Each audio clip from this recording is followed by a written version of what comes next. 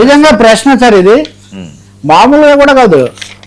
Luxury resort గా Rishikonda palace, luxury resort సరే ఎందుకు కట్టారు, ఎంత ఖర్చు పెట్టారు, రాజభవనము దాంట్లో ఇది ఉంది అది ఉంది, అది ఆల్రెడీ చాలా లగ్జరీ రిసార్ట్, లగ్జరీ రిసార్ట్గా రిషికొండ ప్యాలెస్. సో నిన్న మంత్రి, ఆర్థిక మంత్రి పయ్యావుల కేశవ్, కందుల దుర్గేష్, డోలా వీరాంజనేయులు వీళ్ళంతా కూర్చొని వాళ్ళకి సబ్ కమిటీ వాళ్ళు చాలా చేశారని చివరకు బేసిక్గా పీపీపీ నమూనా కింద ఒక ఖరీదైన రిసార్ట్గా దాన్ని మార్చాల్సిందే అనే నిర్ణయానికి అయితే వచ్చారు. ఇంకా అది కాకుండా వచ్చిన సూచనలు సలహాలు, గత ప్రభుత్వం ఎలా చేసింది, ఎంత బాత్రూమ్ వాళ్ళ కొలతలన్నీ ఇప్పటికి అందరికి కంఠపాఠం ఉంటాయి, ఇంత పెద్దది పెట్టారు ఇవన్నీ. సరే ఏం పెట్టినా ఒక మాట అయితే నిజం కదా, ఇప్పటివరకు అది ప్రజల ఆస్తిగా ఉంది, ప్రభుత్వ ఆస్తిగా ఉంది. విశాఖపట్నంలో చాలా మంచి మంచి రిసార్ట్స్ ఇవన్నీ చాలా ఉన్నాయి, దాని ప్రజల ఆస్తి కాదు, దీన్ని చాలా అర్జెంటుగా దీన్ని లగ్జరీ రిసార్ట్గా చేసేసి ఎవరికో చేయాలి అని అంతతో దీనికోసం 2 ఏళ్ళు ఎందుకు సార్, ఫస్ట్ డేనే వచ్చింది కదా. ఫస్ట్ ప్రభుత్వం వచ్చిన చాలా కొత్తలోనే దీన్ని రిసార్ట్కి ఇచ్చేయచ్చు, నేను తీసుకుంటాను, రఘురామకృష్ణరాజు లాంటి వాళ్ళు కూడా అన్నారు. సరే అశోక్ గజపతి రాజు ఏమో ఇప్పుడు గవర్నర్గా వెళ్ళారు, ఆయన పిచ్చి ఇది మనం అనకూడదు పిచ్చి ఆసుపత్రి అని, మెంటల్ అజైలం అని, లేకపోతే హాస్పిటల్ ఆఫ్ సైకియాట్రీ అని ఆయన కూడా చెప్పారు కదా అప్పుడు. ఇవన్నీ జరిగాయి. ఇప్పుడు మీరు లగ్జరీ రిసార్ట్ చేయటం ఇంకా వేరే మార్గం లేదు, దాన్ని మ్యూజియం పెట్టమన్నారు, సైన్స్ మ్యూజియం ఏం సార్ సామాన్య పౌరులు వెళ్ళి అక్కడి నుంచి విశాఖ నగరం అందాలను ఏమి చూడకూడదా, అది టూరిజందే కదా, దాని మీద ఆ బోర్డు కూడా ఏం పెట్టారంటే రీకన్స్ట్రక్షన్ రినోవేషన్ అని ఏదో పెట్టారు, మోసం చేశారని. నిజంగా ఎందుకు వాడకూడదు, ఒక ఫీజు వసూలు చేయండి, కొంచెం తక్కువ ఫీజు వస్తుంది చాలా చోట్ల కాదు. ఇప్పుడు నిజంగా ఎవరో అంత ఖరీదైంది, ఇప్పుడు వాళ్ళు కట్టుకుంటారు 460 కోట్లు అంటున్నారు. ఈ 450 కోట్ల ప్యాలెస్ను పీపీపీ మోడల్కి ఇవ్వడానికి అయితే ఇంత అధ్యయనం అక్కర్లేదు నిజం చెప్పాలంటే. ఎందుకంటే అందరికీ తెలుసు ఈ రోజుల్లో ప్రతి దారిని కూడా ఒక టూలెట్ బోర్డు పెడితే చక్కగా ఏ భారీ కార్పొరేట్ హోటల్లో హాస్పిటాలిటీ వాళ్ళు వస్తారు. కాకపోతే మనం ఇంత కసరత్తు చేసి కింద మీద పడ్డాం కాబట్టి వాళ్ళు కూడా ఇప్పుడు షరతులు పెడతారు. ఎందుకంటే డైరెక్ట్గా వెళ్ళుంటే అదొక విధంగా ఉండేది, ఇప్పుడు ఇదేదో రాజకీయ సమస్యలాగా ఉన్నట్టుగా ఉంది, ఆ వచ్చే డబ్బులు కూడా రాని పరిస్థితి. కాబట్టి చాలామంది ఆశించినట్టు అది ప్రజా ప్రయోజన భవనంగా దాన్ని ఉంచటము. అలాగే నగరం చాలా ప్రతిష్టాత్మకమైన నగరము, విశాఖపట్నానికి ప్రతిష్టాత్మకంగా ఉండకూడదా ఒక భవనము. ఇప్పుడు ఆర్థిక మంత్రి చెప్తున్నది ఏమని, దాని మెయింటెనెన్స్కే ఏడాదికి 1 కోటి రూపాయలు ఎంతో అవుతుంది అని.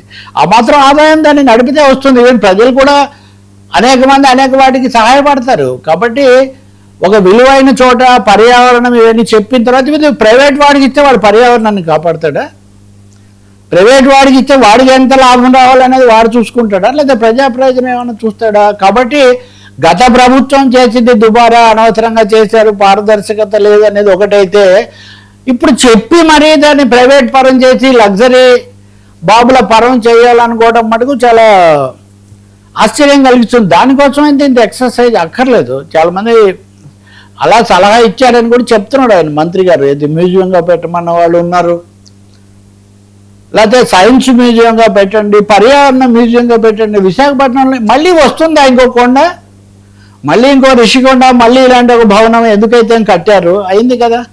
కాబట్టి 2 సంవత్సరాల సమయం వృధా చేసి ప్రైవేట్ పరం చేయడానికైతే ఇదంతా ఒక ఏదో కాలయాపన కోసం చేసినట్టుగా కనిపిస్తుంది. కానీ దీంట్లో ఇంకా ప్రత్యేకమైన అధ్యయనం ఏంటో, దానికి ఇంత అధ్యయనం ఎందుకో తెలియదు. ఎందుకంటే ఎటు తిరిగి అర్బన్ ఆస్తులు వీటన్నిటికీ మనం ప్రకటించాం కదా, నిరుత్సాహం కలిగిస్తుంది. ప్రభుత్వం యొక్క నిర్ణయము యాంటీ క్లైమాక్స్ లాగా ఉంది. రిషికొండ మీద రాజభవనం లాగా చేశారు జగన్, లేదా గత ప్రభుత్వం, గత ముఖ్యమంత్రి వీటన్నింటినీ దుర్వినియోగం చేసుకున్నారు అనుకుంటే, అది ప్రజల పరం చేసి సద్వినియోగం చేసి ఉంటే అప్పుడు దానికి ఏదైనా సార్థకత ఉండేది. దాన్ని ఇప్పుడు 5 స్టార్ అది ఇంటర్నేషనల్ హోటల్ కూడా కావచ్చు, ఇంటర్నేషనల్ కార్టెల్కి అప్పగించి. ఇప్పుడు నోవాటెల్స్ ఉన్నాయి కదా, ఇప్పుడు ఏం హోటల్స్ లేవన్నా, విశాఖలో కూడా నోవాటెల్స్ చాలా మంచిదే ఉంది. కాబట్టి ఎక్కడో ఆ సేమ్ డైరెక్షన్ ఏకపక్షంగా ప్రైవేట్ మార్గంలోకి వెళ్తూ ఉంది అక్కడ చూస్తుంటే కనుక. ఇంకో అంశం ఏంటంటే దీంతో పాటు బీచ్ షాక్ బార్లకు గ్రీన్ సిగ్నల్. కానీ అన్ని ఆలోచనలు యద్భావం తద్భవతి అన్నట్టుగా మనం ఎలా ఆలోచిస్తుంటే అలా జరుగుతుంది అన్నట్టుగా బీచ్ బార్లకు గ్రీన్ సిగ్నల్ ఇస్తూ నిన్న ఒక జీవో విడుదల చేశారు.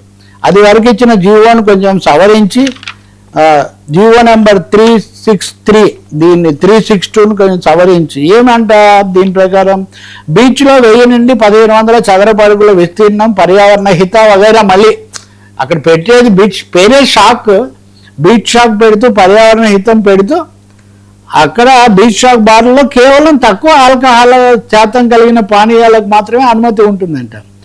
Beer, wine, ready to drink పానీయాలను మాత్రమే. అంటే ఇంక చాలా జాబితా కూడా తెలియని వాళ్ళు కూడా తెలుసుకునే ఒక అవకాశం ఇది విశాఖలోనే కాదు, సూర్యలంక బీచ్లో కూడా ఉంది. మొన్న మీతో కూడా చెప్పాను నేను, సూర్యలంక బీచ్కి వెళ్ళినప్పుడు కూడా వాళ్ళు చెప్తున్నారు ప్రాథమిక అనుమతి కోసం తిరిగి చెల్లించిన అవసరం లేని దరఖాస్తు ఫీజు 2 లక్షలు, లైసెన్స్ అంటే 2 లక్షలు కడితే ముందు ఒక అప్లికేషన్. సో ఆల్రెడీ అయిపోయింది. ఇక్కడేమో పైదేమో లగ్జరీ రిసార్ట్ కొండ మీద, కింద బీచ్లోనేమో బీచ్ షాక్ మద్యం అమ్మకం. దీని మీద మొన్న ఎంపీ భరత్ మాట్లాడుతూ తప్పేముంది బార్లు పెడితేనే ఆయన మాట్లాడుతున్నారు.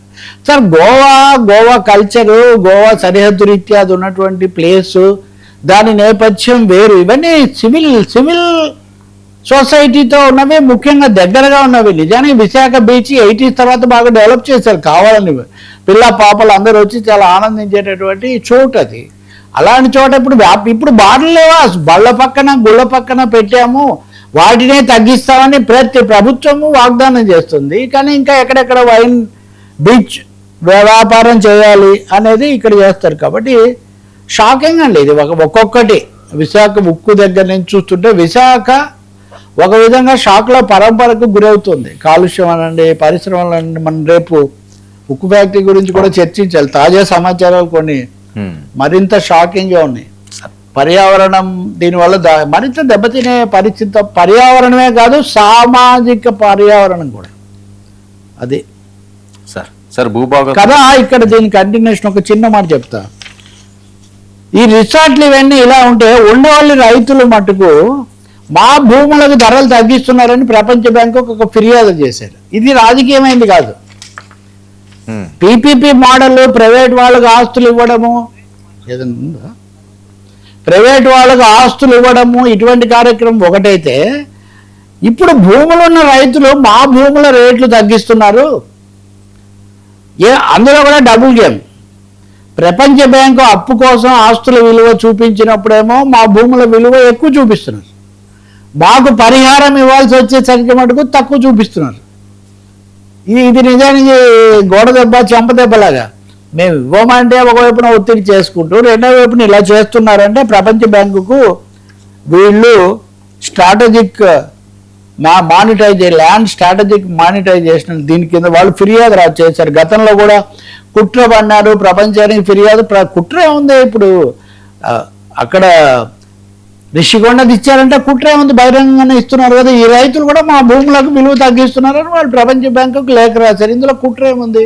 కాబట్టి రైతుల విషయానికి పోలవరంలో కూడా ఇదే సమస్య. పరిహారానికి వచ్చేసరికి తక్కువ ఇస్తున్నారు, వాళ్ళకి ఇచ్చేసరికి మీకు రూపాయి కూడా ఎకరం భూమి ఇచ్చేస్తామని వాళ్ళకి చెప్తున్నారు.